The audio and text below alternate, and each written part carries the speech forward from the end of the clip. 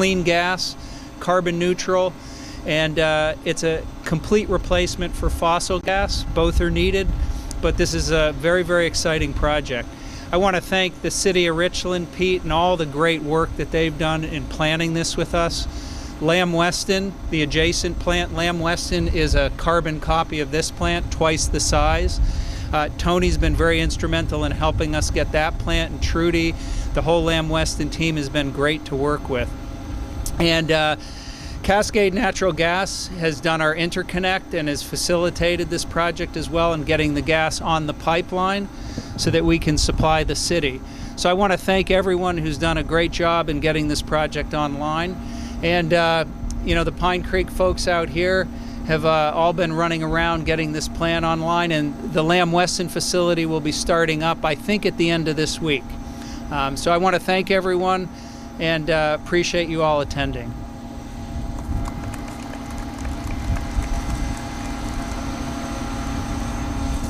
Take the sunglasses off here. What a nice day. First off, I want to say thank you to the City of Richland for inviting us, Lamb Weston, to the event today. Very proud to be part of the partnership and excited about what it means for the region. You know, being part of Lamb Weston, I could talk about potatoes and French fries all day.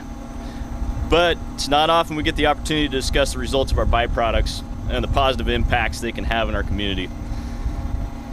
This project is a great example of what we can accomplish when we come together and to discuss resources like energy for mutual sustainability and economic benefit. This project is the first of its kind for Lamb Weston, which is very exciting because we believe there is a compelling business case for the value of partnership across industries. Sustainability is important to Lamb Weston within our own business as well as in how we impact the communities where we live and work. This project speaks to the continuous improvement mindset that our teams bring to work every day and will hopefully serve as inspiration for others in our business and in the community to find new and innovative ways to reduce our collective impact. We take pride in supporting the region's growth of renewable energy sources through the industrial symbiosis. Partnerships, whether big or small, are critical to taking steps forward. Our concerted efforts will, without doubt, take the Richland community to the next level in environmental sustainability. I just want to say thank you again to everyone here today who have supported this effort. Appreciate it. Thank you. I'm Alan Spector. I'm really excited to be here today on behalf of Cascade Natural Gas. Much thanks and appreciation to the City of Richland, to the great folks at Pine Creek, to our friends at Lamb Weston, just to be able to work with all of you on this phenomenal renewable natural gas facility. This is one of two projects right here in the City of Richland that Cascade is very proud to be a part of and to help develop in partnership with our great community. Between this and the Lamb Weston project, there's going to be enough renewable natural gas, just like my colleague said, to power 3,800 homes based on average natural gas usage. In addition to these great projects here right in the City of Richland, Cascade is also working, we've got two more projects in the state of Washington under contract in addition to these, and one more project under contract in the state of Oregon, with more that we're keeping an eye on for future. All projects combined, Cascade will have, between these projects and the other projects we're working on, 10 million therms of natural gas coming into our system year over year for the lifespan of those projects. So again, we're just honored to be part of this project, to be in our community to serve. I want to give a shout out to the great folks on the Cascade Natural Gas team that have been supporting this project. If you'd raise your hands, my colleagues from Cascade. And just again, thank you to all of you for making this happen. We really appreciate it.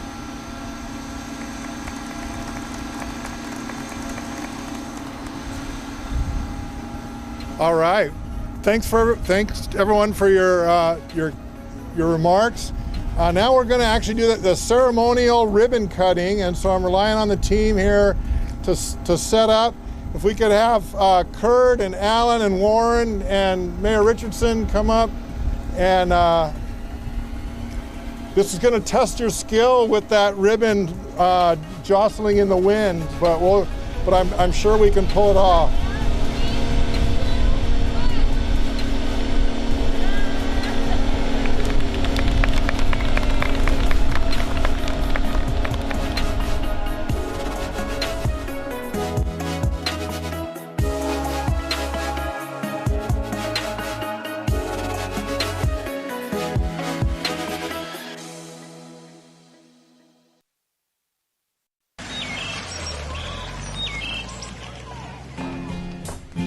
Yeah, you know what? I like Richland. Dog Doogity, no doubt.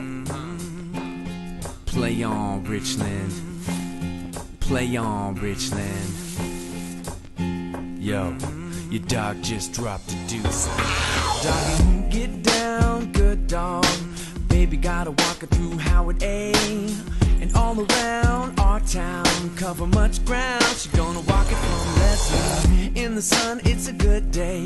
Each and every day, it's the our way. A girl and a dog, they were fine. Wow. Until they left the dookie, that's a crime. From the north side to the south side, it's a good day to take a trail ride. Keep your doggy on a leash with care. You know the trails are there to share. We gotta keep it fair. I noticed that day Doggy wasn't holding nothing back. Doggy, when you do yo do, I pick it up for you. Can I get down so I can? I like the way you walk it. Dog doogity, you got to bag it up. I like the way you walk it. Dog doogity, we got to bag it up. I like the way you walk it. Dog doogity, we got to bag it up. I like the way you walk it. Dog doogity, you got to bag it up. Hey yo, hey yo, hey yo, hey yo. Hey yo, let's keep it clean. Hey yo, hey yo, hey yo, hey yo. You know we love our city. Hey yo, hey yo, hey yo, hey yo. We got to keep it clean. Hey yo, hey yo, hey yo, hey yo. 'Cause we love our city. I like the way you walk it. Dog doogity, you got to bag it up now. I like the way you walk it. Dog doogity, we got to bag it up. I like the way you walk it. Dog doogity, we got to bag it up. I like the way you walk it. Dog doogity, you got to bag it up.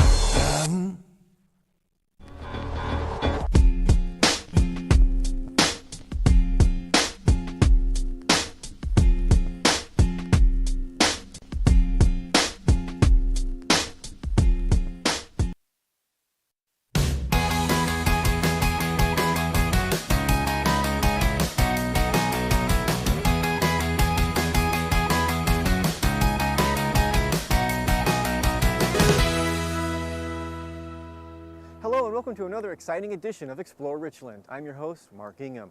Well, our show today is a little unique in the fact that we typically feature destination businesses, places you and your family can go for a great experience. But today we are excited to showcase a major employer in our area and an international leader in nuclear energy. Today we will talk to Framatome's Richland site manager and highlight the innovative work being done right here in Richland. We will also give you information on a giant recruitment effort that is underway. Well, now it's my pleasure to welcome Framatome's Richland site manager, Lance Stevens, to the program. Lance, thanks so much for joining us today. Thank you, Mark. Welcome. Thank you. Well, I'm thrilled to talk with you. I appreciate the time. And let's just start, for those who might not know, share with us a little bit about Framatome and specifically the Richland site. Sure. So, starting big picture, Framatome is a world leader in nuclear energy, in clean nuclear energy, from supporting power plants to design and construction of power plants to engineering and fuel. And what we do here at the Richland site is the fuel. And fuel is what goes into a core of a power plant. That's what creates the power. And that's what we send out these doors. Perfect. And you know the work and the mission you just described might sound familiar to those in our community, but maybe the name doesn't. You know, my dad worked at Framatome for 34 years, and I'm aware of several name changes. When you're out in the community, what names do you most often hear?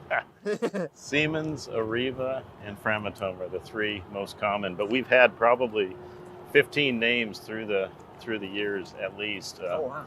We keep our business cards, and so it's kind of fun to bring those out and see how many that we've had.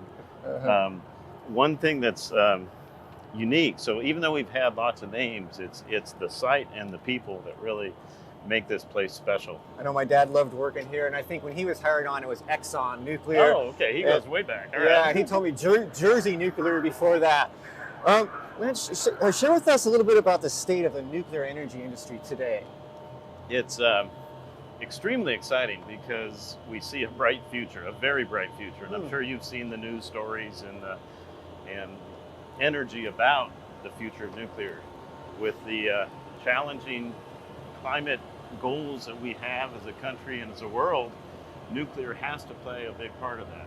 And we're starting to see that support get built through the community, through the governments, within the U.S. and the world. So the future of nuclear is extremely bright. Yeah, it's an exciting time. It and, is. I feel like Richland's one of the industry leaders. You know, this location is one of the industry leaders in the world in that field, which is exciting. It is. It is. And you know, recently we've heard a lot about advanced nuclear reactors. Can you explain the difference between the traditional nuclear reactors and the advanced reactors?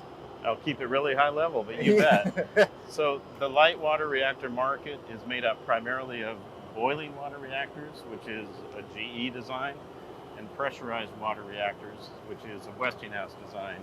The power plant that we have close to us is a boiling water reactor. So we make fuel for both types of plants. In fact, we're known as being the world's most flexible fuel fabrication plant. So if you have a light water reactor plant, we can make fuel for you. So that's the light water reactor market. Advanced is, so we can only use uranium that's enriched up to 5% currently for light water reactor plants. The advanced reactor world, all the new reactor designs are being designed around slightly higher enriched uranium, so up to around 20%. So none of these reactors are currently operating, but they're in the design and licensing stage. And so our part here is we want to be part of the supply chain for those new reactors, because you have to have someone who builds this unique type of fuel for these reactors. And these typically are smaller, very safe designs. Well, what positions Framatome to lead the industry into the future? Besides the people like we were talking about, we have some technologies that just suit perfectly for the advanced reactor market. And you're standing in front of what's called dry conversion, and that's one of those technologies that will position us well. That brings the infeed, the uranium infeed, and it turns it into powder, and it's especially green. There is no effluent from that process. And it's a stark comparison to what we used to have, which is called wet conversion. With wet conversion, we had to have lagoon pools.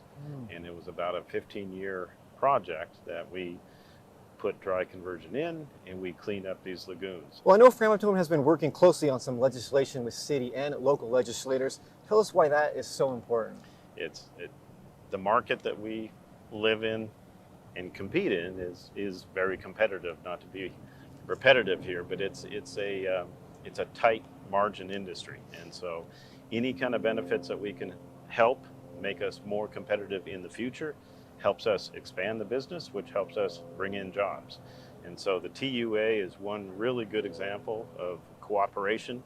We are very proud of the support we get from the city, from TRIDEC, Port of Benton, the universities, legislators. There's nothing but positive support from the community here. Perfect, and you touched on it great right there, but I did want to ask you to talk about Framatome's partnership with the City of Richland, and specifically the targeted urban area, which you mentioned we call the TUA. So we just signed contracts for the TUA, and that is helping us on what's called Phase 1 for advanced reactors. And what that allows us to do, we're bringing in jobs. It's around 25 new jobs, and we're actually building prototypes for these advanced reactor fuels. It's very exciting work. The TUA will also help us stay competitive as we consider a much larger expansion here in the next 5 years. So what does the TUA mean for other manufacturing companies in Richland or ones who are considering moving to Richland? So it just makes this area that much more attractive. We have so many things going for us here in the area. Intelligent workforce, beautiful weather, like we're standing in right now. It's a great place to expand to. And with the efforts that the local community is helping drive, going from clean up to clean energy, it's a golden opportunity, and TriDeck and the city and the community have done a great job to attract some companies, especially through these TUAs, and there's a lot more in queue. So we're excited to be part of this expansion. It's great, and you mentioned expansion, and I've talked with you off camera and on camera, and I heard Framatome talk about 200 jobs that they will need to hire. Talk about the recruitment effort to accomplish that. So I am big in workforce development. It's one of my passions, and I can honestly say we collectively as a community, we're going to have to do something, because the number of companies that are coming needing well-educated, excited, hardworking people keeps growing. And we as the community, we've got not to say the raw material, we've got the people, we have the opportunities. We need to make sure those opportunities are known by folks going through the education process. People know these jobs are coming, and there will be a crunch. There's going to be a workforce, there already is a workforce crunch. We're competing with the other companies here for some of the same resources, and that will do nothing but grow. Yeah, and I think one of the interesting and unique things about Framatome and your workforce development was you're encouraging people to apply and hire, and then you guys actually will train them on how to do the job. And as far as, people can go to college, they can go to school, they can learn certain things, but you want to teach people how to do things the Framatome way. Maybe talk a little bit about that. Oh, I love it. I love it. So safety first. The only way that we're in this industry is safety first. We want to train individuals. We need people who want to learn, people who want to work hard. And so that's the foundation that we start with. But we will train individuals here. The nice thing is we have almost a macro economy here. We need supervisors and managers, we need engineers, we need PhDs, we need folks straight out of high school who have the right work ethic, because we have a lot of operators here at the site. So as long as you bring the right attitude, we will train you, and you can make a very good career here at Framatome. And maybe one of my last questions is, what does the future hold for Framatome and its workforce? And maybe tie it into expansion. Where are you guys going to expand here in Richland? Okay, great question. So as far as size of expansion, right now we employ around 575 people, and we're looking with the advanced reactor market to expand to at least 800 people here at the site, and that's within the next 5 years. And then where? We own a lot of land around here. There's a hay field to our west side. It's a farm circle there. We would take about half of that farm circle, and we will create a structure that's about the same size as what we're looking at here. It's about a replica of the size of the plant that we have here. And that would be solely focused on the advanced reactor market. Beautiful. Well, Lance, thanks so much for your time. Mark, Lance thank Stevens, you. Richland site manager here at Framatome. Appreciate your time, and had a great time talking with you and learning more about Framatome, and I hope our viewers did as well. And of course, if you would like more information on Framatome, you can visit them online. Simply visit the link below. And don't forget, if you're looking for any information on anything happening in the city of Richland, visit us at our website, www.ci.richland.wa.us. And don't forget, we are where you are. Find the City of Richland on all the popular social media platforms. I'm Mark Ingham. Thanks for joining me on this edition of Explore Richland.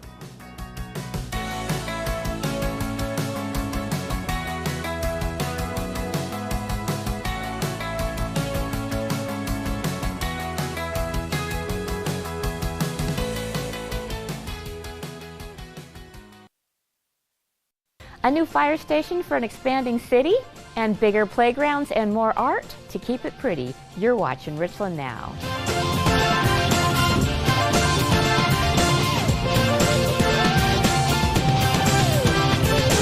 Thank you for watching Richland Now. I'm Gail Everett. The public is invited to a grand opening celebration of Fire Station 76 on Tuesday, September 17th at 11 a.m. The 10,850 square foot facility is located on Trowbridge Boulevard off Dallas Road and Interstate 82 in South Richland. This new facility serves a growing community that includes housing developments, community parks, commercial activity, and a future school. The facility also includes space for police officers who are assigned to the area, and close access to Highway I-82 means faster response time to emergencies. Everyone is encouraged to come meet their neighbors and say hello to fire and emergency personnel while enjoying refreshments and tours of this new facility. Here's some exciting news. Big changes are coming to Howard Amon Park's playground. Crews are beginning work building a new play space with dueling zip lines, a larger replica cruise ship, and an inclusive whirl feature. Additionally, the natural world of the Columbia River inspires playground accents, color schemes, and features regional marine life. The classic elephant slide and climbing rocks will remain, and a new shade structure will be added for visitor comfort. The design mirrors the current play structure, but with improved accessibility, more features, and a larger structure overall to increase user capacity and maximize fun. The project should take 6 to 8 weeks to complete. To view renderings and the full playground design, please visit the link below. As summer is winding down, all ages are invited to join us as we celebrate 2 annual community events, Fiber with a Twist and the fall decorating of the Richland Public Library trees. Bring in your finger knitting or other yarn projects to help drape our trees in festive colors before they lose their leaves for the winter. Then head inside and explore the many fiber art activities like exchanging yarn, creating something in the loom room, or working on your own project while joining other crafters for a tea party. September is Library Card Sign-Up Month, and the Richland Public Library is rolling out new card designs. If you still don't have a library card, it's a great time to get a new one and discover all that the library has to offer. Like books, DVDs, board games, Wi-Fi hotspots, ukuleles, museum passes, state park passes, and so much more. Richland Public Library cards are free to Richland residents, business owners, and students and staff of Richland schools, Columbia Basin College, and WSU Tri-Cities. September 14th, spend the afternoon meandering the Richland Uptown and enjoy exploring the creations of local artists from noon to 4 p.m. This is an exciting opportunity to meet and interact with the artists in person. The art walk includes fine art, handicrafts, music, and more. In addition to viewing the works of dozens of artists, many uptown businesses will also be offering sales and promotions to sweeten the deal. Come check the vibrant art culture of the Tri-Cities. And here is a reminder to get your shopping passport.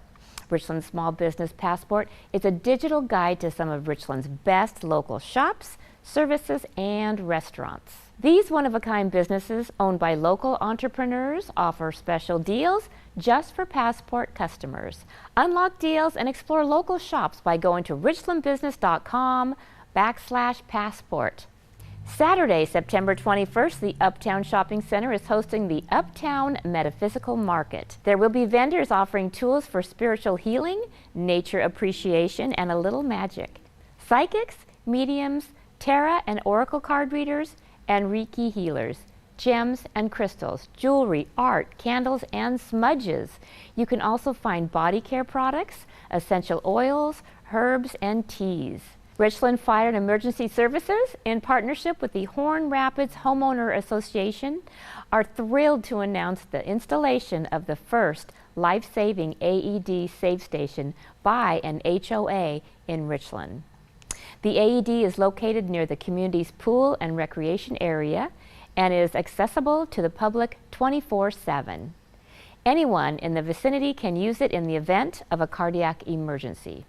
This safe station was purchased by the HOA, and the effort is part of the Heart Safe Richland initiative with a mission to educate all citizens on the use of hands-only CPR and to increase the availability of safe stations throughout Richland. The City of Richland would like to recognize the following employees for their milestones in service: Jane Gagnabin is retiring after 35 years with the city. Michael Emmerich is retiring after 34 years. Brian Gagnabin is retiring after 30 years, and Scott Brines is retiring after 27 years. Congratulations to all of you, and thank you. We also want to congratulate Thomas Tayuka and Jonathan Walling on their 10-year anniversaries, and Rick Gleed, who is celebrating 5. Thank you for all of your many years of service.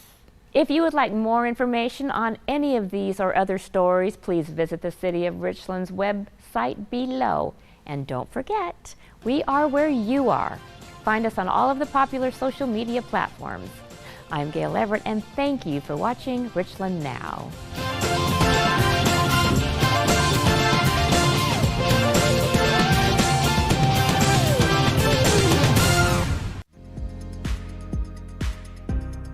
Keeping our community safe is a top priority for the Richland Police Department, and that often begins with our community and their cooperation.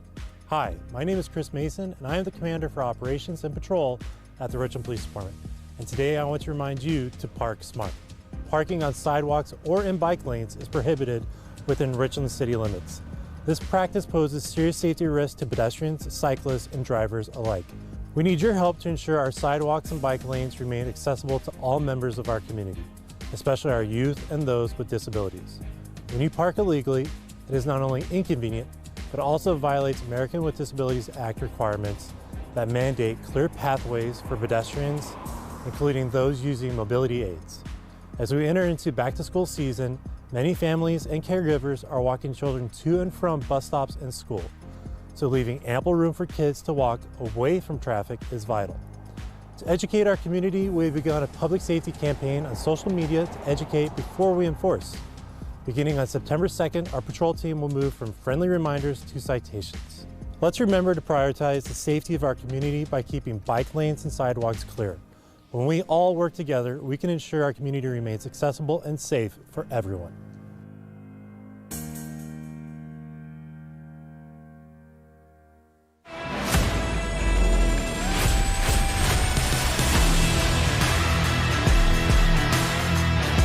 I'm 15 years old and I go to Richland High. I'm going to be a sophomore this next year and I train at NSX. I started in 2016. I was like 7 years old. My dad brought me in for sports that I was playing at the time, like baseball and basketball. And in COVID, I kind of stopped for a long time and I got back into it in 2022 and I've been training ever since. Around April of 2022, I really wanted to make it to the games. So I started training every single morning, and once baseball season was over, I started going morning and afternoon every single day. So I get up every morning at around 4:30ish and come in the gym for an hour and a half and train before school, and then after school, come right away as soon as I can to get as much training in as possible. This year, it was super exciting knowing that I did make it to the games. But it was also kind of annoying, so I ended up getting 18th place in semifinals, or around 18th place, and yeah, it's something to be super excited about, but in the open and quarters, I was both top 5, I think, so ending up barely top 20 was super, I don't know, like maybe training's not going right or whatnot, but it just, yeah, it really just fuels your fire and it makes you want to push every single day even harder. I don't want to be anywhere near that finish. I want to really build back up and get on the podium at the games. What goals do you see for yourself? What are your aspirations for the future? I'm not really sure yet, just trusting God with everything He has for me, and it could be being a full-time CrossFitter for the rest of my life, or maybe not. I could just have these next 3 years as a teen and be done. I never really know, so it's in God's hands, and just see that play out would be cool.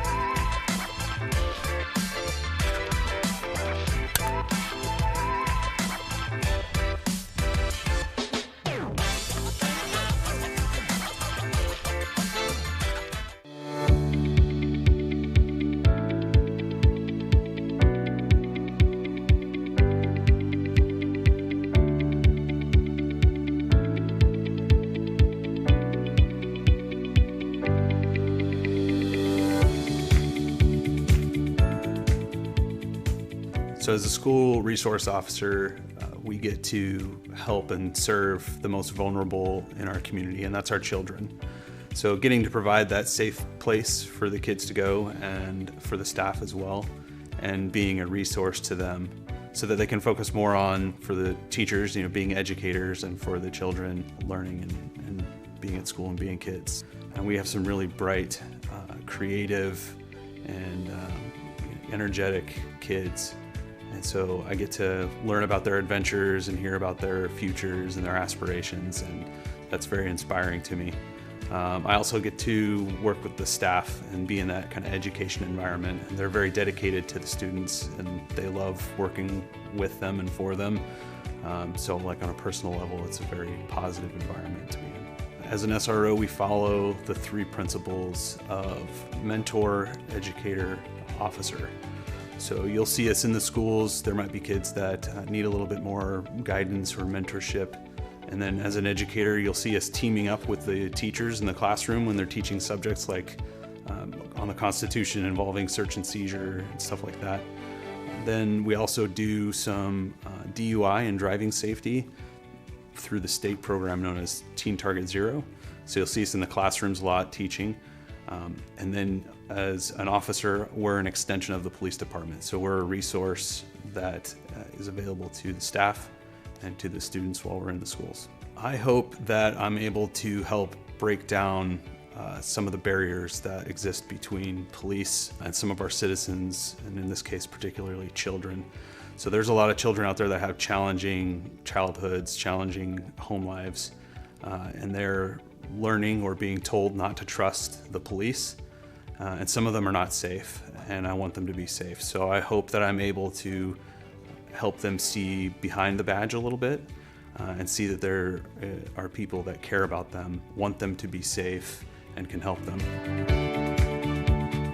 Within the district, I share schools with Officer Sandin. He's the other SRO. We have them split kind of in half. So I have the elementary schools of Jason Lee, Sacagawea, and Jefferson.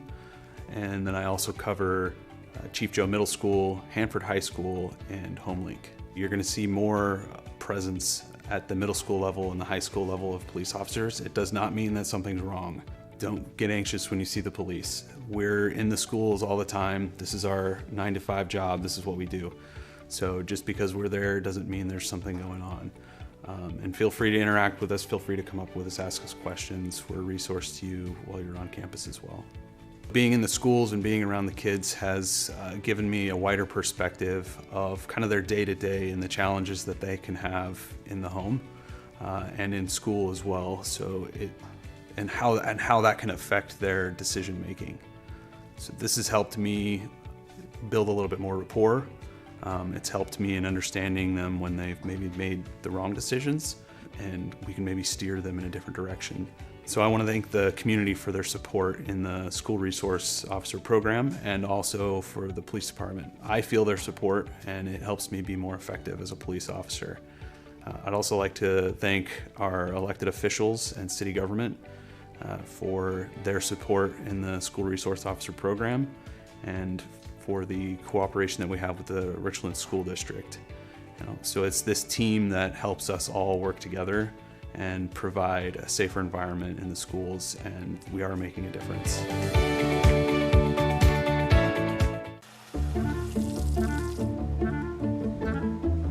When you pour grease down the drain, it's kind of like dumping a bag of concrete into your sink. Cooking oils, coffee grounds, eggshells, along with a whole list of everyday items all work together to damage your home's plumbing, clog the sewers, and destroy the environment. Don't be a clog in the system. Pour used grease and oil into a container and scrape plates and pans into the trash. More information and helpful tips are available on the City of Richland's webpage.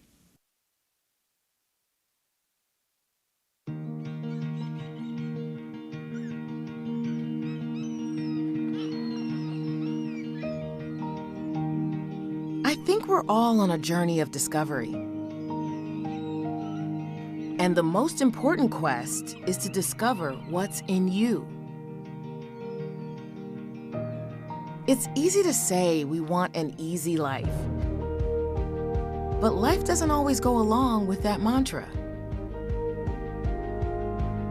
And when it really comes down to it, the easy life is often the empty life. And the human spirit longs for so much more.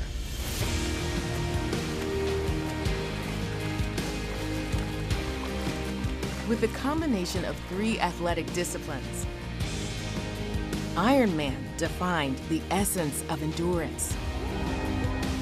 Staging these extreme events and destinations across the globe displayed the strength of community. And supporting one another in the journey of discovery ignites a legacy of truly living. Welcome to the Ironman family.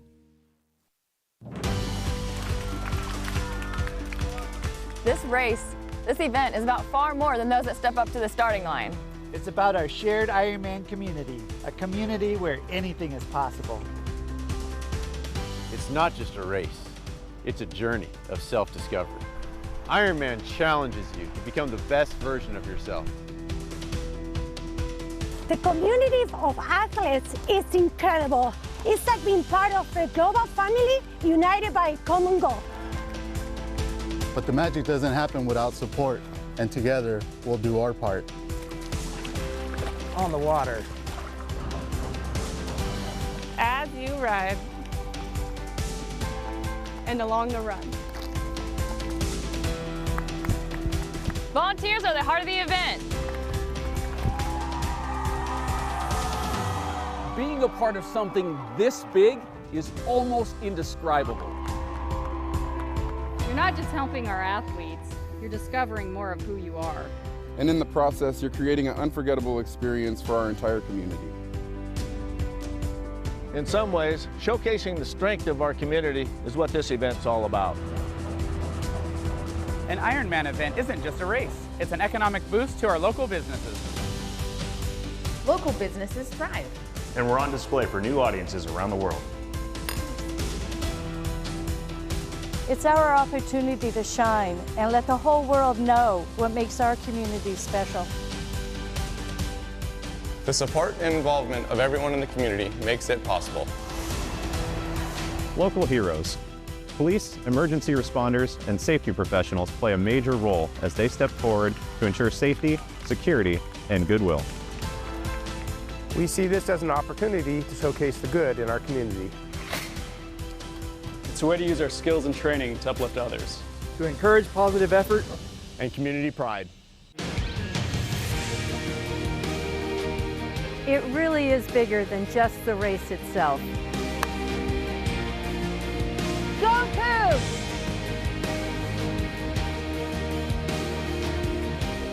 Ironman inspires us, all of us, to reimagine our limits, to set our sights higher, to go farther than we ever have before. Join us where flowing waters, golden hills, and fertile vineyards become the backdrop to inspiring stories of triumph and resilience. Where feats of accomplishment reconnect us to the human legacy of strength and endeavor. Where we embrace the human pursuit of discovery, the quest for a purposeful life, and the longing to do more.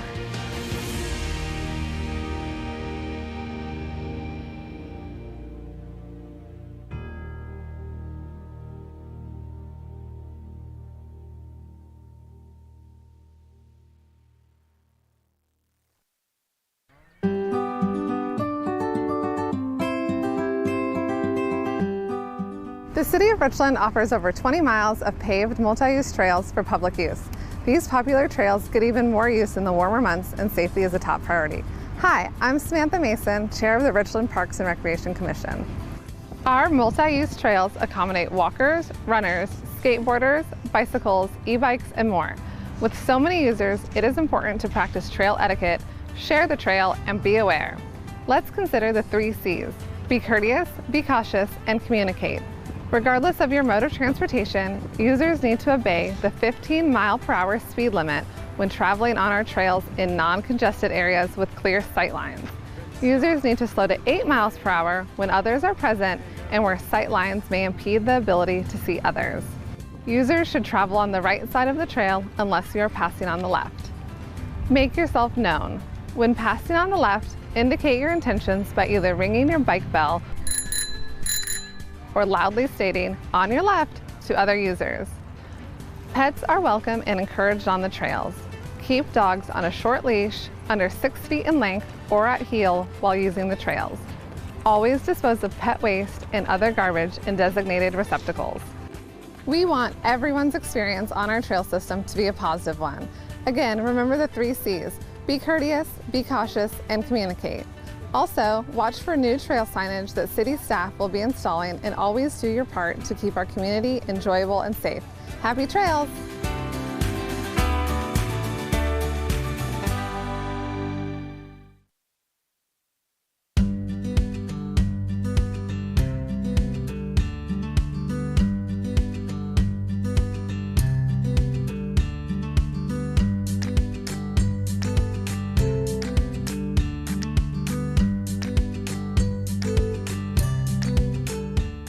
The excitement that elementary up to even high school kids at school bring to your day. And just an example, recently I was over at Chief Joseph Middle School before lunch got out, and the bell rang and doors opened and hundreds of kids came filing through the hallway, and just the energy and the laughs and the excitement and high fives and just dealing with the students is the most enjoyable part of being an SRO. I hope that being a daily, consistent, positive impact in the students' lives can build trust, and over time the trust can lead to just comfort communicating with me, approaching me as my role as an SRO, any concerns, any issues that the students are dealing with, problems, whatever that range may be. They have the comfort and the boldness to come to me and seek help or whatever they need. I think we all remember the first day of school, or going from junior high to high school, and just a new setting, new teachers, new students, and just kind of the anxiety that a student might feel, fear, being scared, awkwardness, and just hopefully parents can remember when they felt that way as well, and just kind of understand what their students are going through and what their kids are going through. The school resource officer is still a real police officer. I'm a fully commissioned police officer in the state of Washington, but my assignment is the school, and specifically Richland High School. So during the school year, Monday through Friday, I will be at the school. I'll be in my standard patrol uniform. I'll have my marked police vehicle out in front of the school, and that's just for safety. My primary role is just to make the school safe. My biggest hope for the coming school year is safety. A school needs to be a safe place where kids can learn and develop and not have the fears of any violence or anything that's unsafe. And so that is my goal, and to work with Officer Field and the other SRO and the other patrol officers to make the 2024-25 school year absolutely safe for the Richland School District. I serve Richland High School, River's Edge High School, Carmichael Middle School, White Bluffs Elementary, Orchard Elementary, and Badger Elementary. My wife is a Richland High School Bomber. I won't say what year, so I'm excited to be part of the Bomber family as well.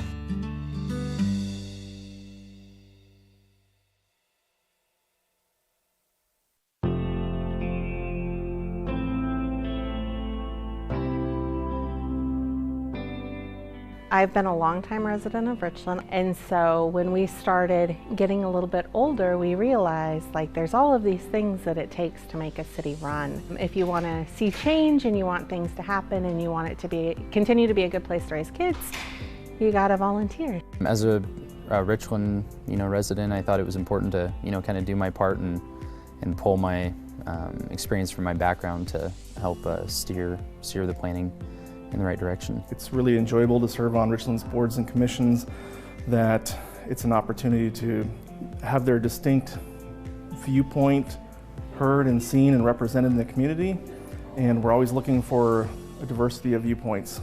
It's a good opportunity to make new friends and get to know people you wouldn't otherwise get a chance to interact with on the boards and committees. The thing that I didn't know going in, but that I've learned, is that it's a real opportunity to see the behind-the-scenes ways that decisions are made and why they're made. It's a great way to get a better understanding of city government and an opportunity to see what kind of projects are upcoming and to get involved in long-term planning. Probably the best part about being on the committee that I'm on, just getting to know other people in Richland that are excited about making changes, making things happen. And you know, you spend 3 years and you begin to feel like you know these people, and that's exciting. If you don't like what's going on, or you have ideas on how to make things better, the only way to affect change is to actually do the work. So go sign up for a border commission, go talk to somebody who is on a border commission. If you haven't attended a meeting, start there, see if it's something you're interested in, and give it a go. Do it. Just do it.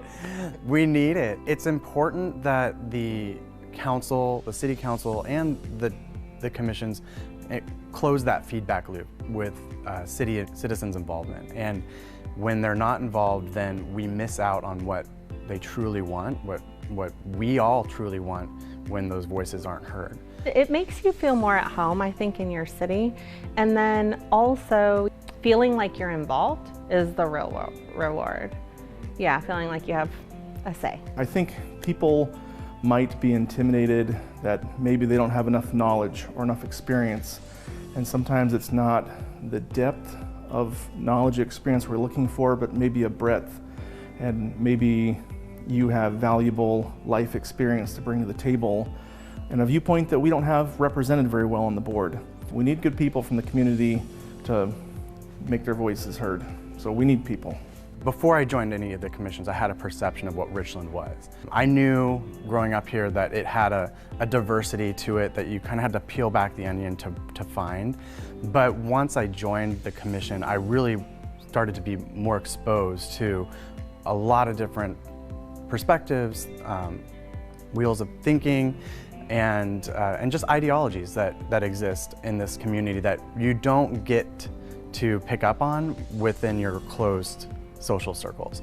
And so for me, it's been a really important part of exposing myself to what the community really truly is and how it's made up and what motivates them beyond just the neighborhood that I live in or the social circles that I run in. And so get involved, because it's really a fun opportunity to meet new people, but also to really inform what the city's doing and impact the trajectory that it's going.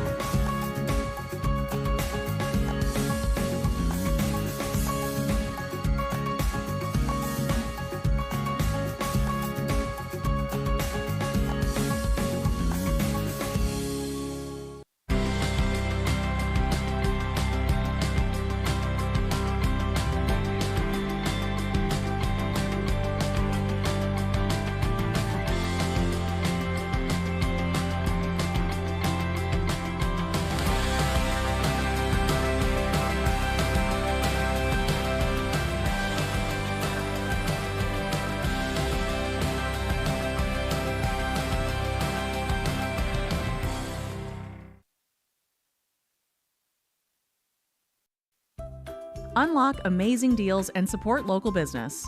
The Richland Small Business Passport is a digital passport that offers year-round savings at some of the best local businesses in Richland. Visit richlandbusiness.com to reveal the deals and discover which businesses are participating. You will need to show the passport page at the time of purchase to redeem the deal. Passport deals change, so check back whenever you shop. Find great deals at Richland's best small businesses. Good things come to those who shop local.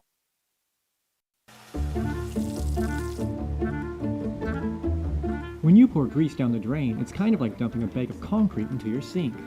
Cooking oils, coffee grounds, eggshells, along with a whole list of everyday items all work together to damage your home's plumbing, clog the sewers, and destroy the environment. Don't be a clog in the system.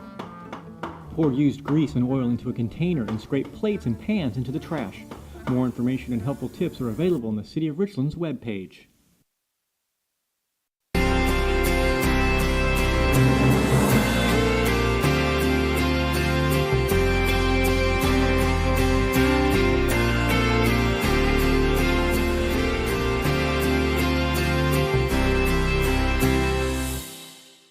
One of the greatest endurance races in the world, the Ironman, has selected Tri-Cities to host one of its 2024 Ironman 70.3 triathlons.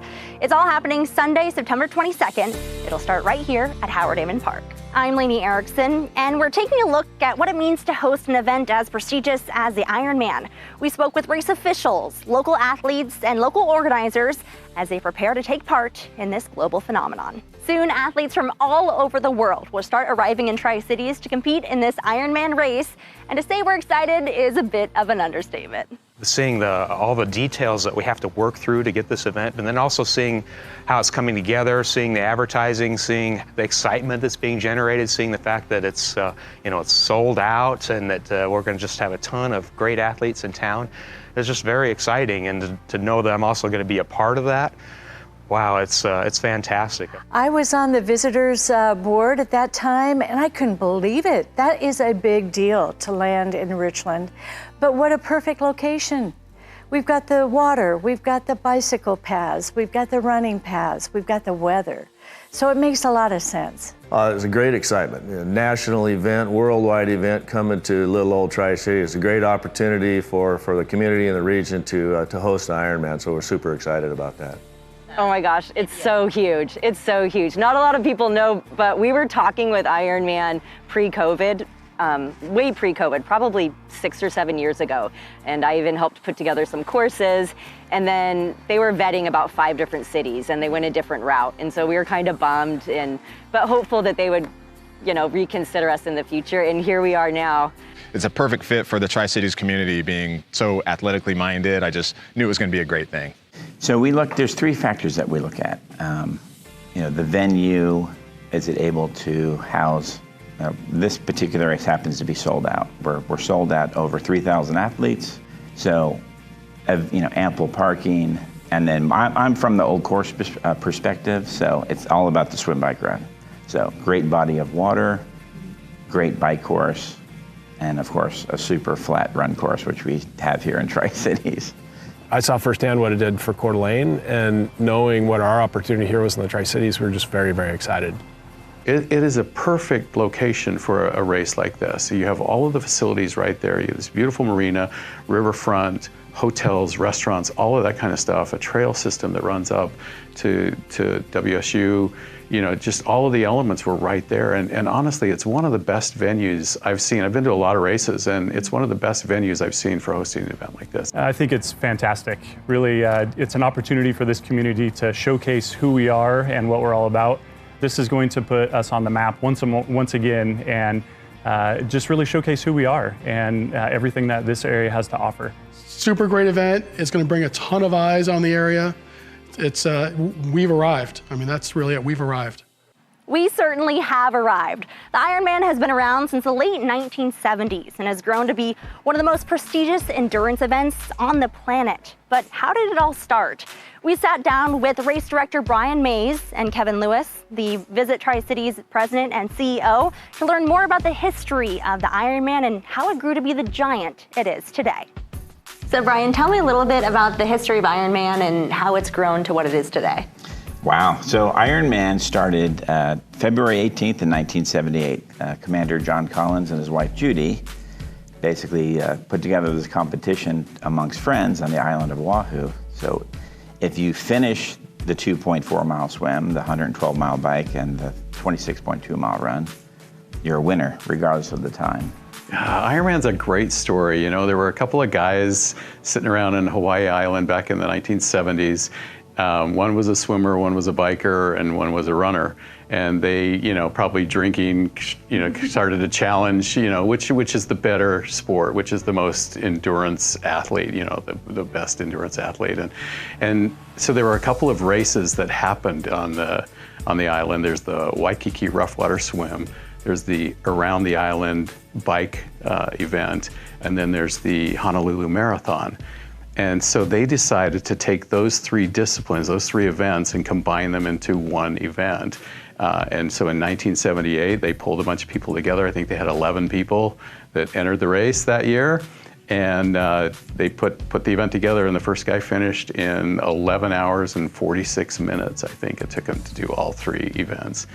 That was the birth of Ironman. You know, it really started to catch on. ABC Wide World of Sports covered the Ironman race in 1 year when Julie Moss was struggling towards the finish line. It's late at night, dark, you know, whatever, and she literally kind of fell down and then crawled her way across the finish line. And everybody in the world saw that, and everybody was like, what in the world is this event? And that sort of sprung it into this rocket ship that it is. In 3 years, we will turn 50. So that's kind of an exciting time. Ironman, really, it's gone in, like, say, 3 different phases. One of the key points is 1990, the second original race director, her name was Valerie Silt. Valerie Silt then sold Ironman to Dr. James Gills. James Gills owned the MDOT trademark as well as the licensing route.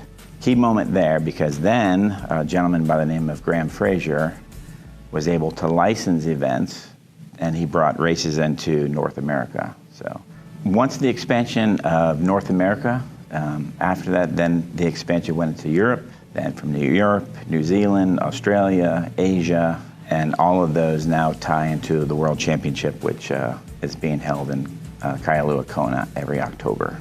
And that one, again, those 3 disciplines added up to 140.6 miles. So that's where you get the Ironman distance. But then as a corporation, Ironman started to look at their, you know, the capacity to grow this sport, and started the concept of a 70.3 race, which basically takes all of those races and cuts them in half. That just took off like lightning, because there were so many people that wanted to be in that endurance space and wanted to build to this Ironman, but they weren't there yet. And so it gave a path for people to get into the sport.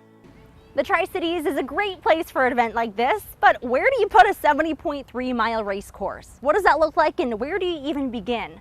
Well, it takes an immense amount of planning and coordination, making sure it's safe, secure, and challenging enough for athletes. So let's take a look at the official Ironman 70.3 Tri-Cities race course.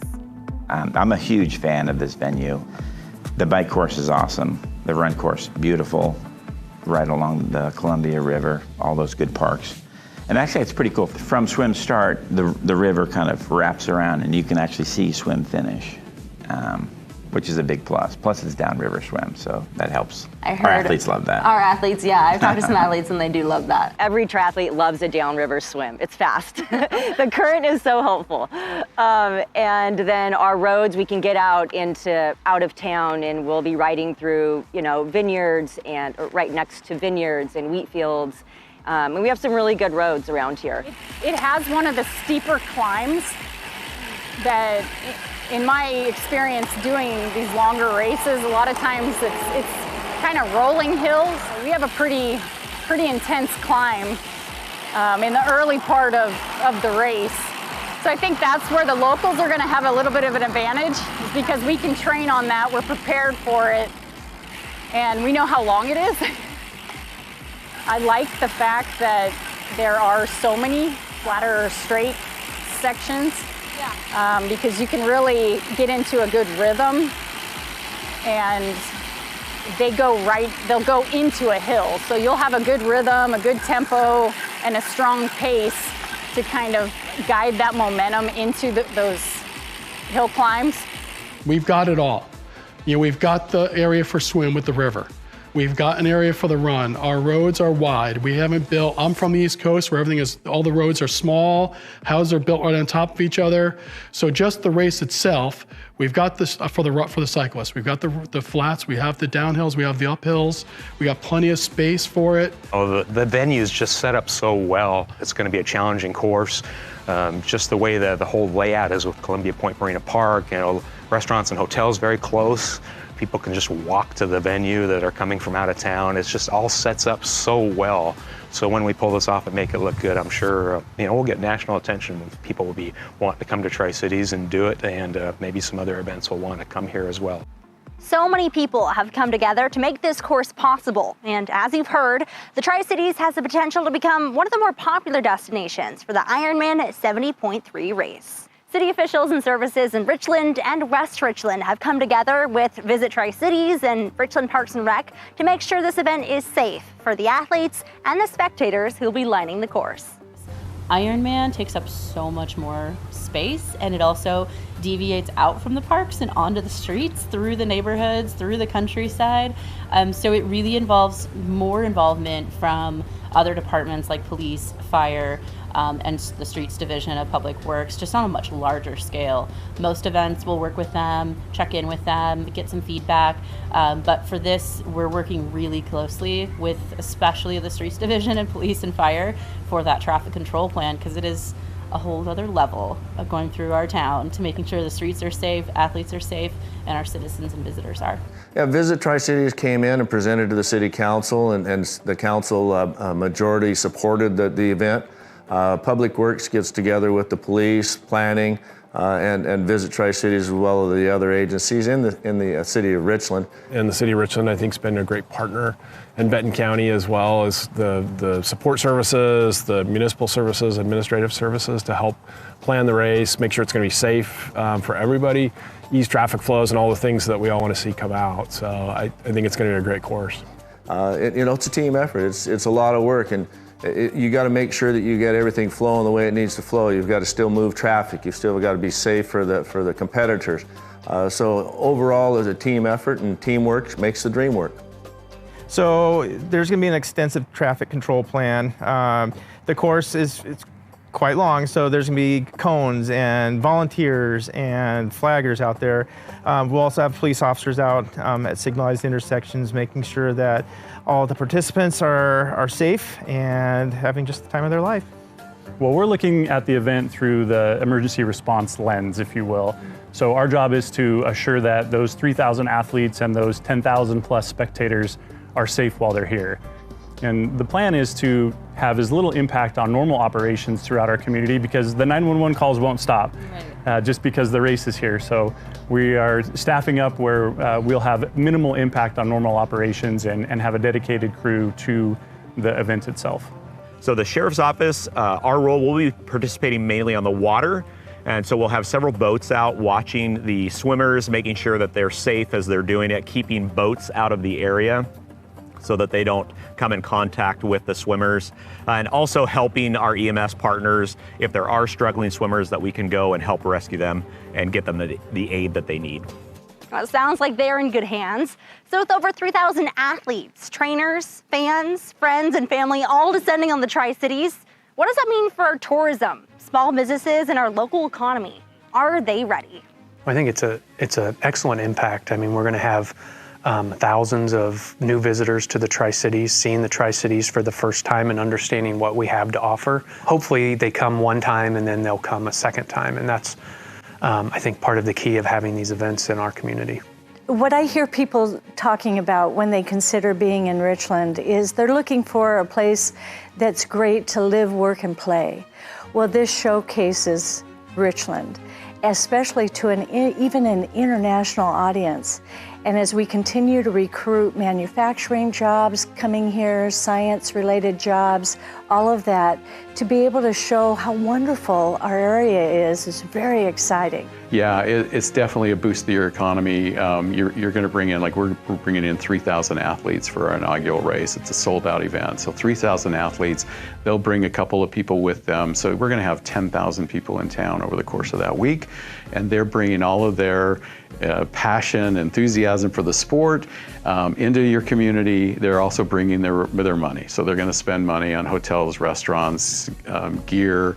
You'll see our bikes and our gear shops have been boosting up as people have been training in the area. Locals get training, and it just creates a real powerful economic engine for the community. Yeah, I mean, for us, we've had people calling since January and February wanting to rent bikes, wanting to get their bikes shipped out, get them all put together. There's groups from out of town that are coming to pre-ride the course, and they're staying in hotels and they're eating at restaurants and they're buying tubes at the bike shop. So it really does help when big events like this come to town.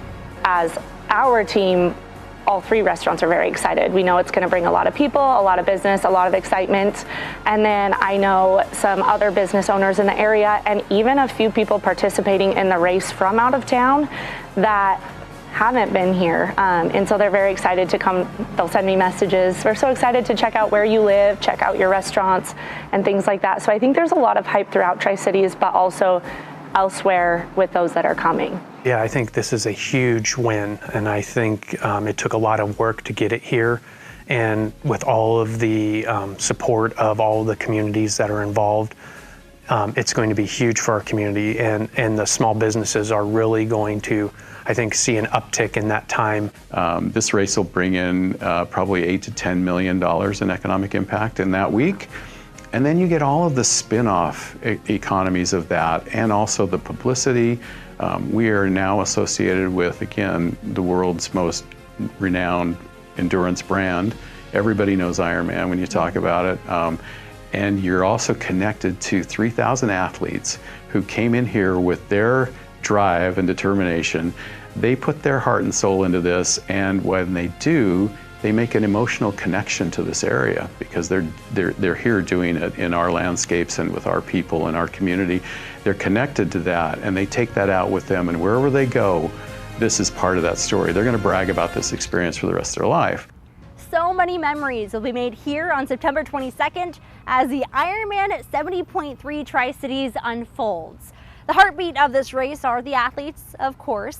These dedicated athletes and trainers come from all walks of life, each with different skills, strengths, and backgrounds, but all with one common goal: to cross that Ironman finish line. But the Ironman isn't your average triathlon, and the consensus is you better be ready. Tell me about some of the athletes that you're training for the Ironman now. Oh, I have like 20. Wow. So it's super cool. We have very beginners. I have a couple that's like the first one, and I have a lot that have done very well, very competitive. They're going for like trying to win the age group and in between all that, So yeah, it's cool. And everybody do what they can, right? I have a really great group, and I have abilities and experiences pretty much all levels. I have some novices that are doing it for the very first time. I also have some athletes that have been to the World Championships and have some really lofty goals for this race as well, like qualifying again. So yeah, it runs the gamut. So in the Ironman, swimming is your first course. Tell me what's going through your head before you jump in the water. Well, I think it's scary for most people. Yeah. If you didn't grow up racing in the water or in a lake, even for me, I learned older, it's still a very intimidating portion of the triathlon. You're nervous, you're anxious, and suddenly you have to jump in the water with a bunch of people. Yeah. But I think the key is to trust you have the skills, you have a lot of volunteers watching you. If something happens, you have help in the water. It's just stay calm and focus on keep your breathing and keep your technique, and just eventually you get in a rhythm, and before you know it, the swim is over. 56 miles for, a half Ironman is a long way, especially when you got to keep in mind that you have to run 13 miles afterwards. Yeah. So pacing is really, really important. Pay attention to your body. Listen to your body. If you're starting to feel like you're pushing too hard, just kind of back down a little bit. The bike portion is really important for the fueling piece, because if you don't fuel properly on the bike, you could burn yourself out on the run. Running off of a 56-mile bike is never going to feel very good. It's just not going to. So expecting that is, it's really important. So your legs are going to feel kind of like jelly. Those first 1, 2, 3 miles is really just getting your legs under you and getting your cadence up and monitoring your heart rate, not blowing up immediately, which takes a lot of patience and a lot of presence as well. Because you're super excited to get off the bike, you're running, but you kind of have to calm yourself also. So iron distance is no joke. It really isn't. You have to train. It's not something that you can just slap together over a 2 or 3 weekend process. There's a building phase in terms of endurance, but more importantly, if you don't eat and drink on the bike, you'll never make it on the run. You just won't. And then throw in heat, throw in wind, throw in any adverse conditions, it just makes the day that much harder. And it's not something that you learn like overnight either. A lot of it's trial and error. And a lot of it depends on where you're racing, the environment, the terrain. So my first triathlon I did was it was an Olympic distance in Walla Walla, and I freaked out in the water. I was very, very scared. I almost gave up, but then I knew if I gave up on that, I will never be able to swim again. And the next swim I did was with Coach, and I freaked out there in the middle of the river, and she was right next to me, and she guided me all the way back, and she has been with me in all the swims in open water, and now last swim I did by myself. It was really awesome. I train for about 2 hours a day. With the heat, a lot of times I'm doing it indoors. And then the swimming, a lot of times indoor swimming, because the river it stays cold for so long. But you know, when you're talking about I work 12-hour shifts, plus I train for 2 to 2.5 hours a day, and then try to fit sleeping and then being a wife and a mom, and I'm actually a grandma as well. Oh, wow. Yeah, so schedule stays pretty busy, but just the variety is what keeps me into it. It doesn't get boring. It really doesn't. Just the sheer amount of time it's going to take to complete this is next level compared to what I typically do. So it's real eye-opening. It changes your training, and it's something new. So hopefully I'm going to do this and have fun, enjoy it, and then the next year I'll have a better idea of what I need to do to maybe even compete and try to win one of these things. So. One of the more incredible elements to a race like this has nothing to do with the actual race day. It's the stories. Behind every athlete is a personal and unique story of how they got here and why they do this. Many of these stories are incredible testimonies to the power of the human spirit. Actually, I had the triple bypass in May of 2022. I was a month away from Coeur d'Alene, and I started having problems with what I thought was reflux, and we couldn't really get a handle on it, of what was causing it. And I did go to a cardiologist, and we found out that my arteries were clogged and stents would not work. So they moved me into surgery. When they said, where do you want to be after? And I said, I just want to be fixed, and I want to get back to where I was.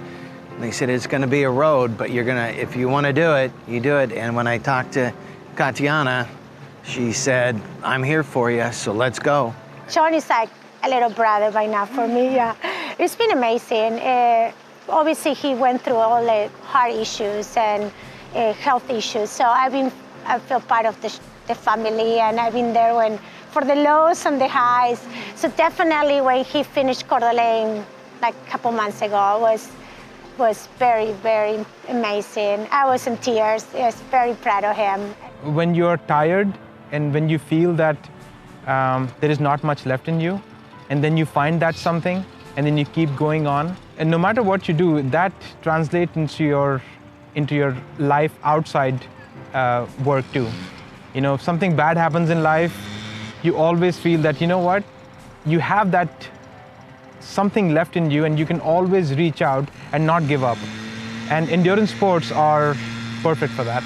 My job as a law enforcement officer, it sometimes can get very dark. When I'm responding to calls for service, it's generally not for good reasons. Statistically, if you look at the amount of trauma that an officer will go through in a year, it's more than the average person would go through in a lifetime.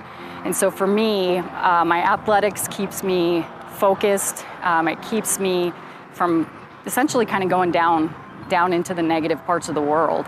It gives me the opportunity to just burn off a lot of the negativity. It helps keep me mentally focused to be able to stay positive, to continue to respond to those negative calls. And it keeps me mentally healthy for my family. It keeps me physically healthy. So, that I can compete, that I can race, and that I can continue to stay in this profession. Commander Collins, his mantra, motto, if you finish, you win. And that has actually evolved into anything is possible. Anything is possible if you put your mind to it. Everybody has a story. I got a story, just like the person that crossed ahead of me had a story, and the person behind me has a story. And everybody is pulling for everybody. It's a great thing. It really is. And you're right, it is a lifestyle. Just incredible stories, and we wish all the athletes the best of luck. But the excitement continues to grow as we get closer to September 22nd. It's been said the best way to watch an Ironman is to volunteer, and it's not too late. As we've seen, it takes tons of hands to host a race like the Ironman 70.3, and volunteers are essential. As always, the Tri-Cities community is ready to fill that need. When I meet a high school swim coach and say, would you like to get your high school swimmers to volunteer? They go, wait, we can have them volunteer for this? This is so exciting. And so getting to send those matchmaking emails of organizations that we know and work with regularly, from a Jeep club that helps out at Cool Desert Nights to high school swim teams and club teams, and even City of Richland employees, they're jumping at the chance to just be a part of this. Because I don't think many of us are going to run an Ironman anytime soon, but if we can live vicariously through the athletes by watching, supporting them, and help fulfill their dreams, we get to be a part of that, and that's pretty cool. Immediately, there were 1,000 people to sign up to volunteer. And that's a big impact in a community, so people are excited about this. Yeah, through our organization, we have a lot of people coming into volunteering for our aid station, and a lot of excitement also in the church. And so through Fellowship of Christian Athletes, a lot of athletes are coming to help, and then also through our church body. And a lot of my friends are volunteering, which you always need volunteers. So many people involved in this that, it's nice to see everybody coming together. And honestly, from the pastors on the way down to the rest of our church staff, it was a no-brainer to move church service, as big of a deal as that may sound. We have such a engaging community. They love to volunteer. Our people love to get involved, especially when it's a local activity. And so it was just, we said, hey, the first thing we said, how can we be a part of this and make it something that our whole church does get behind? The support here has been fantastic. Visit Tri-Cities have been exceptional. City of Richland, West Richland, everyone has been roll out the red carpet. What do you need? We're so happy you're here. How do we get involved? A 1.2-mile swim, a 56-mile bike, and a 13.1-mile run. As Mayor Gary said, teamwork makes the dream work. Now remember, there will be road closures, so check out visittricities.com/Ironman to find a full list of road closures, closure times, and a map of the course itself. You can also head to Nonstop Local for the latest updates on the Ironman. The Ironman 70.3 Tri-Cities is September 22nd with the legendary cannon start right here at Howard Amon Park. I can't wait. We want to give a big thank you to all the people essential in bringing this renowned event to the Tri-Cities. Thank you also to Richland and West Richland City officials, first responders, and the many volunteers for all of your hard work. And of course, to all the athletes, it's not how you finish, but that you finish. We want to wish you the best of luck. You all prove that truly anything is possible. I'm Lainey Erickson. Thank you for watching.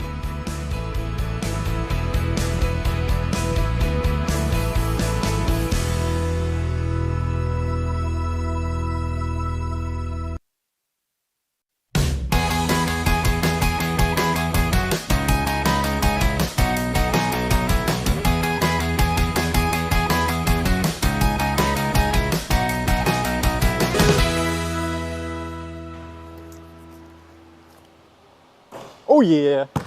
Well, hello and welcome to the latest edition of Explore Richland. I'm your host, Mark Ingham. Now we are thrilled to be at not just a new business in Richland, but a new first-of-its-kind business in Richland. Welcome to Shoot 360. Now in late June, they proudly opened this facility to the public with a ceremonial ribbon cutting, and I can't wait to share with you how they have combined training and technology. Woo! Oh, slow it down. Hair's in the way, hair's in the way.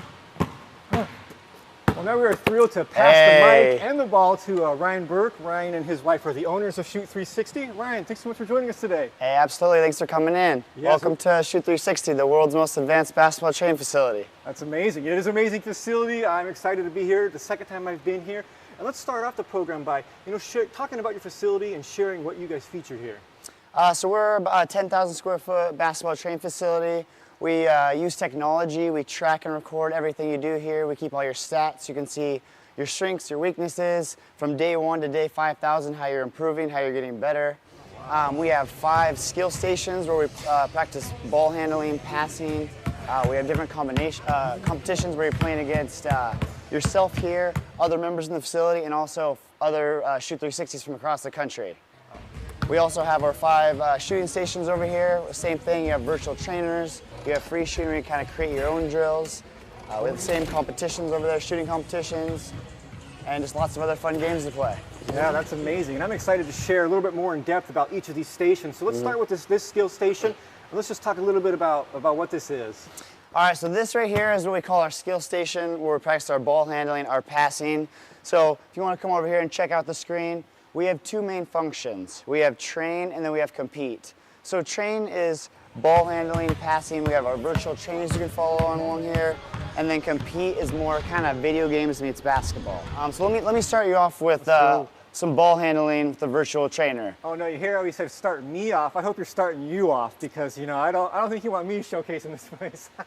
Hey, okay, I'll give you a little demonstration now. I'll show you a little bit. There we go. Now we're talking. So right here we have our virtual trainers.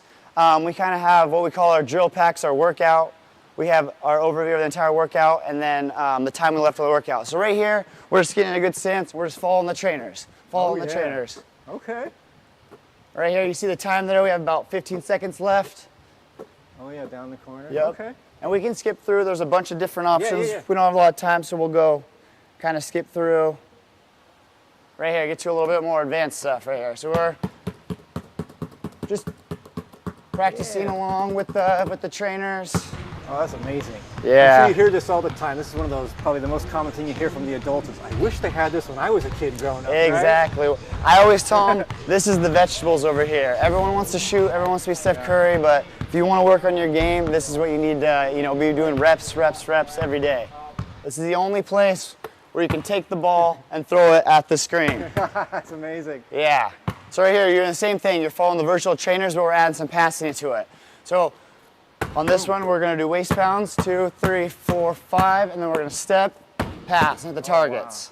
Wow. We don't want to show it all because people have to come in and experience it exactly. themselves. Just give them a little teaser. Yeah. But yeah, we also have, you talked about these courts. Let's talk about the shooting stations that you have, which I'm sure are the, fan favorites. Absolutely. This is what everyone wants to be a scorer. Everyone wants to shoot. Yeah.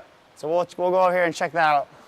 So the first thing you notice up here is you have your name. Every member will have their name on there, their XP points. Everything we do is tracked and recorded because if you can't measure it, how are you going to get better, right? So you can see where all your strengths and weaknesses are, where you need to improve, and then just your progress from day 1 to as long as you wanna be in here. I like it. We're going to start off right here with some training. This is what we call some free shooting. So you can kind of create your own drills. We can just put a spot right here, save it. We can drag it over here. If you want to watch the arm right here, I hit that start. It'll actually move over that area. Say you want to create your own drill, you want to shoot from the other side, you just take it, you just drag it over the other side, hit start, it'll follow you. Oh, there we go. Think fast. Air ball. Not an air ball. So what's it telling us? What kind of metrics are getting measured up there? All right, so this whole screen up here is what we call our splash meter. Okay. So it's a lot going on, so we're just going to focus just on that middle part right there. See the green section in the middle? So we're measuring 3 things: your arc, your depth, and your left and right, or your alignment. Oh, wow. So if you can get all 3 of those inside that green zone, you're going to make it over 90% of the time. Oh, wow. So what this is, it's a tool. It's a tool to help you build that muscle memory, to get that consistency. If you can make it in that, you're going to be a better shooter. And that's backed on hundreds of millions of shots in facilities like this, using the NOAA technology. just data points that kind of create that zone. And this is kind of helping train your body to get that muscle memory so that when you leave this place, you go to a game, it's just natural for you to shoot inside all 3 of those. Yeah. I'm sure that's one of the most ugly metrics you've ever seen, so I'm going to need to do a lot of work to do that. But maybe, let's talk about maybe what people are most wondering about is how can people use this facility? So we're membership based, like most gyms. We have different contracts. You can use, we're open 7 days a week. We have every day you can do 30 minutes in the skills, 30 minutes in the shooting. We also have a half court and kind of shortened down full court that you can use. No like drop in, like day pass? We do have some drop ins, yes. We do have some drop ins you come in. We don't want to call ahead and schedule those because we are starting to, ramp up, so we want to make sure you have time when you come in here. Everything we do is tracked on our mobile app. You can schedule up 7 days in advance. You can always get your spot. I know some kids are like, hey, I only like to be in court 2. Oh. This is my favorite hoop over here. I only want to use this one. So you can schedule on the app. You can get all your stats tracked on the app.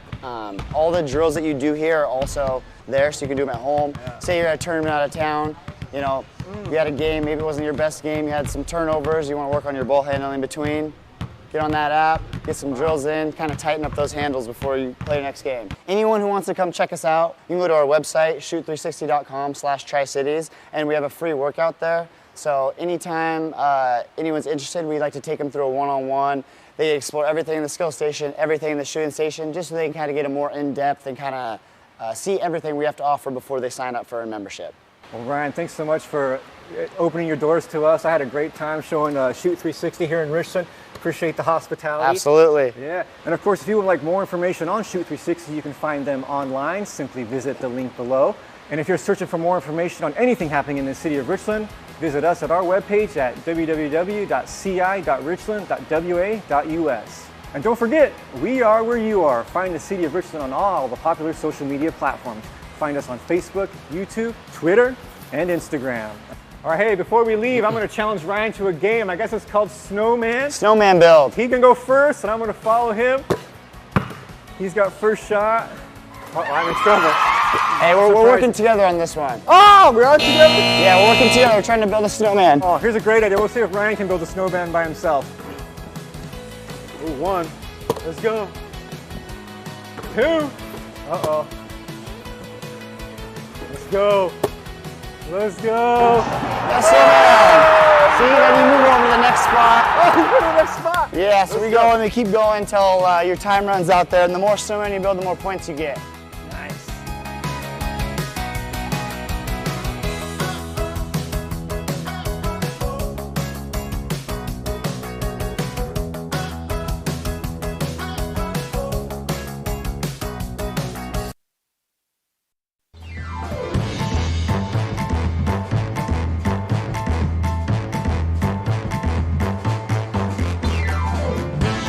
All right, good morning, everyone.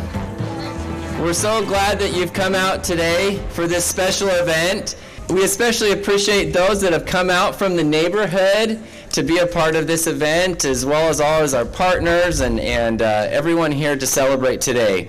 I'm John Amundsen, the city manager for the city of Richland. We are pleased to celebrate the completion of Fire Station 76 and to have the opportunity to acknowledge our staff and partners who made it happen. As the city of Richland has experienced rapid growth to the south, we knew we wanted to continue to provide the same level of service to our citizens. That meant expanding our public safety footprint in this area so we could maintain our high response rates for emergencies. We will also continue to invest in this community in the West Village Community Park, which is currently under construction and surrounds this beautiful station. In addition, we will continue to invest in infrastructure and resources, making it easier for businesses and residents to call Badger South home. Before we do the ribbon cutting, I'd like to introduce Tom Huntington, our fire chief. But before I do that, I'd like to recognize a couple special VIPs here today. We have Mayor Richardson with us. We have Council Member Witten and Council Member Van Dyke with us today. So thank you for coming today.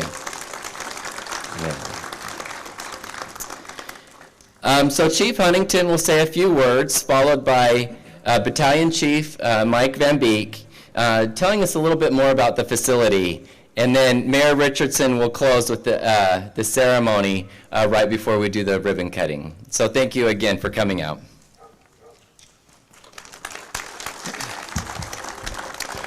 Thank you, John.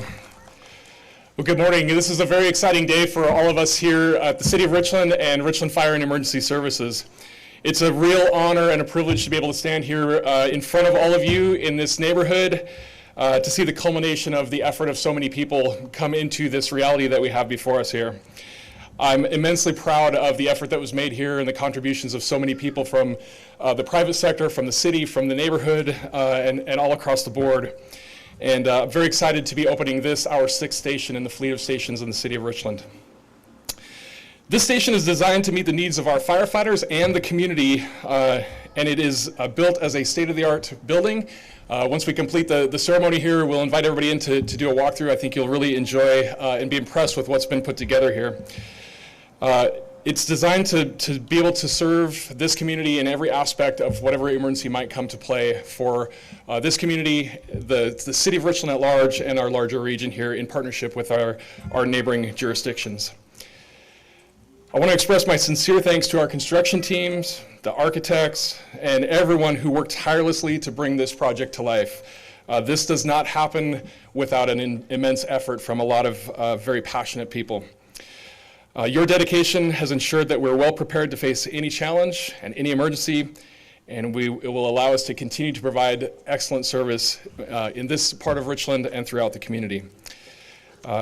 I'll ask Battalion Chief Mike Van Beek to come up next and share a few insights into the construction project and what the station has to offer here. Thank you, and thanks again for joining us this morning.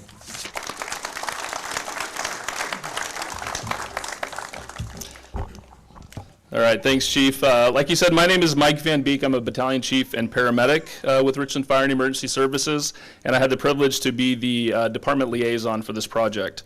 Before I start talking about this beautiful station, I want to pause for a moment. I was at a conference last week, an EMS conference, and I had a keynote speech from Las Vegas Fire and Rescue Chief Fernando Gray. He made a point that really stuck with me. He stated that anytime he gets in front of a group of people to speak, he asks for a round of applause for all the firefighters of Las Vegas Fire and Rescue. That kind and humble gesture made me think about this very grand opening. And although this is a remarkable building, it is nothing without the women and men of Richland Fire and Emergency Services, their honor, dedication, and service. So please join me in a round of applause for our amazing firefighters and EMS providers.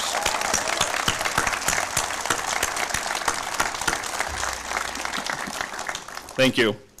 As we started the project, we had two overarching goals in mind with the fire station. First is that it fits with the architecture and feel of the community here in Badger South. The second was that it feels like a second home for our firefighters. I think you will soon see we accomplished both of these goals.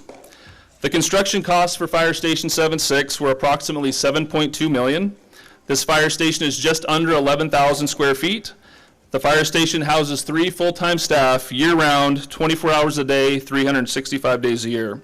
It also provides office space for our police department staff to utilize for reporting and outreach. We'd like to thank our project partners, general contractor DGR Grant Construction. If you could raise your hand, Matt, Mike. Construction manager, Hill International, Nate. The architect, Architects West. And our design consultant, Perlman Architects of Arizona. I'd also like to give a special thanks to two specific individuals. The first is Mike Link, the superintendent of the project. Mike takes pride in his work and is a true professional. He was always available when I had questions, even when it was 8 p.m. on a Wednesday night. So thank you, Mike, for your work and dedication. I also want to give a special thanks to Kaylee Bunch, Energy Services Project Manager for the city. Kaylee came in midstream during this construction project when the previous project manager went to pursue another career opportunity. We had just finished up the construction drawings when Kaylee joined our team. She is a lifesaver. She understands contracts, change orders, GMPs, and ASIs, all of which they don't teach at firefighter school. Kaylee has an attention to detail and is not afraid to dig in and do the work needed. So thank you, Kaylee, for your dedication and contribution to the project. I'd also like to thank our Parks and Public Facilities team for their work to get the facility into operation, and all representatives from the city departments for their commitment to the project. It takes a team effort to make a project like this come to fruition. So one more round of applause. Again, thank you all for being here to celebrate this important milestone. I'll now invite Mayor Teresa Richardson up.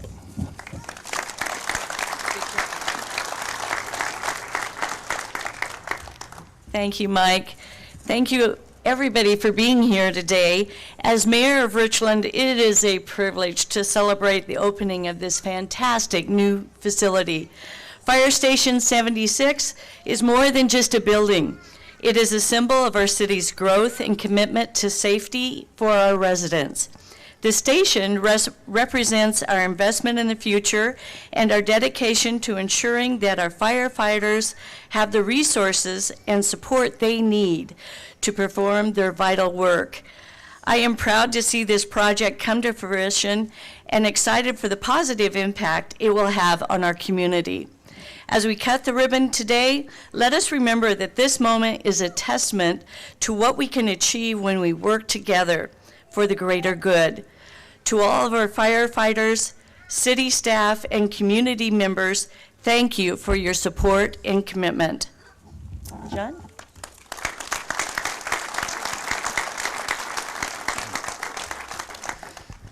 Thank you, Chief Huntington, Battalion Chief Van Beek, and Mayor Richardson. I want to personally thank all the staff and partners who made this facility happen.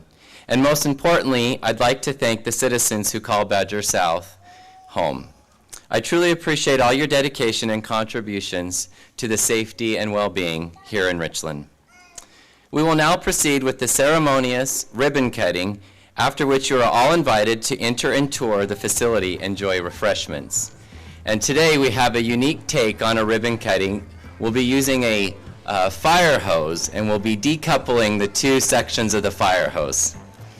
So I would like to invite all those who were in the design and building of the facility to please come forward. I would ask the firefighters who have been assigned to this station to come forward. The leadership team from fire. I would ask council members and executive leadership team members to come forward. You know, we've got a lot of hose. I'd like to see every Richland firefighter up here as part of this. So let's come on up.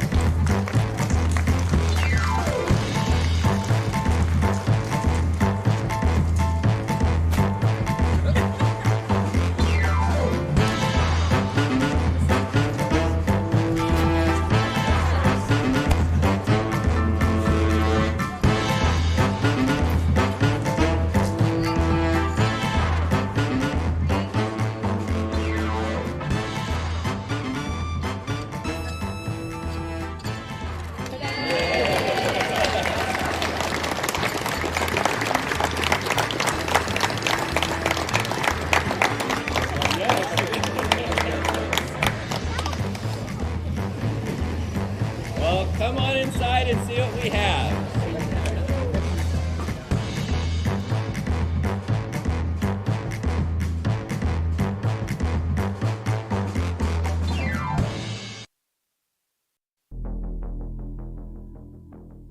Welcome to Internet Safety. My name is Claire Venema. I'm with the Richland Police Department, and I am our Community Relations Specialist. I'm super thankful that you guys are here tonight to learn a little bit more about how to keep our kids safe online. I'm going to pass the mic around to these individuals standing to the left and right of me to introduce themselves as well. My name is Bill Dramus. I am a Kennewick detective, and I have been a task force officer for Homeland Security for 9 years. Since the beginning of the task force. Hi, I'm Hiram Stoll. I'm the sergeant with the Richland Police Department, currently over the ICAC task force So fairly new to the position, but Bill's been teaching me as best as he can. So. Good evening, my name is Laurel Holland. I'm an assistant United States attorney here in the Eastern District of Washington, and so I prosecute crimes that reach a federal threshold in these types of offenses. All right, thanks you guys. So as you can probably tell, we're pretty lucky to have these guys in front of us today, not only for their testimony and their real life experience in these types of cases, but also the support. You can see, obviously, here in Richland, we have a task force. We're sort of the hub of the task force for the Southeast region, why we are Sir ICAC, which is really cool. It's in our backyard, which means we have the capacity to have these cases, or to try these cases, as well as take in those cyber tips that we get. So I think that's pretty cool. So I'm going to move on here to our slides. Please feel free to ask questions as we go. We'll also have time at the end for a Q&A session. And then these guys will kind of be chiming in, like I mentioned, with some testimony, real life experience. So in partnership with NetSmarts and NECMEC, we bring this content here to you guys tonight. And what NECMEC is the National Center for Missing and Exploited Children. They've provided a lot of this content, and we've kind of put our Richland spin on it based on what we see here in the Tri-Cities. And NetSmarts is the online platform that provides education from everything from K to 12 to teaching that in your classrooms if you're a teacher, to equipping parents and community members like you guys with the know-how to protect kids online. They're fantastic. There is a ton of material, and you'll hear me sort of chiming in to say check online for more. We have some tips and tip sheets back there that you'll see also online, as well as some interactive videos if you have younger kids. So I'll tell you guys a little bit about the Sir ICAC, or Southeast Regional Internet Crimes Against Children Task Force, that sits here over in the federal building across the way in downtown Richland. We help state and local law enforcement agencies develop an effective response to technology-facilitated child exploitation and internet crimes against children cases. This helps encompass forensic and investigative components, as well as training and technical assistance, victim services, as well as community education. Hello, that's us tonight. So happy to be here and provide that. So who makes up this task force? Richland Police Department, as I mentioned, we have one sergeant, Sergeant Stoll, and then we have a detective, which would be Matt Nelson, and then we have a Kennewick detective, Bill Dramus, and we have a Benton County Sheriff's Office detective coming soon to an ICAC office near you. And then we have one special agent with Homeland Security, Gabe. He's not here tonight, but he sits in our office. So, the best and the biggest question, what do our children do online? Feel free to raise your hand, but a lot of common things that I hear, especially for younger age children, is playing Xbox, playing PlayStation, maybe they're playing on Roblox, maybe they're on social media, maybe they're already on TikTok, Instagram, Facebook. All of these platforms are wonderful and can be fun, but can also prove to be troublesome, especially if they're being used in the way that maybe they shouldn't be. When I was a high school student, I will date myself a little bit, the first iPhone came out, and I had access to Temple Run. And I could text my parents, and I could call my parents, and that was about it. These days, that's not the case, and it can be something that can open up to the doors to things that we don't want our children exposed to. We are gonna, and you'll hear this a lot tonight, encourage people to get familiar with your kiddos' phones and the apps that they have downloaded on them, what their privacy settings are, get really familiar with that. But really to facilitate open and honest conversation with your kids. That is a true theme throughout this. You can set every privacy setting possible, but you're not going to stop an offender probably from having the opportunity to get a hold of your children on their phones or on social media. So it's super important that you have that open rapport. So if that does happen, they come and they talk to you, and you guys can have a fruitful conversation about it. Helping them develop critical thinking skills, rejection, saying and hearing no, that's a big one, and then social, emotional, and behavioral skills. So, as I mentioned, technology cannot stop everything. We would love for it to, but unfortunately, offenders rely on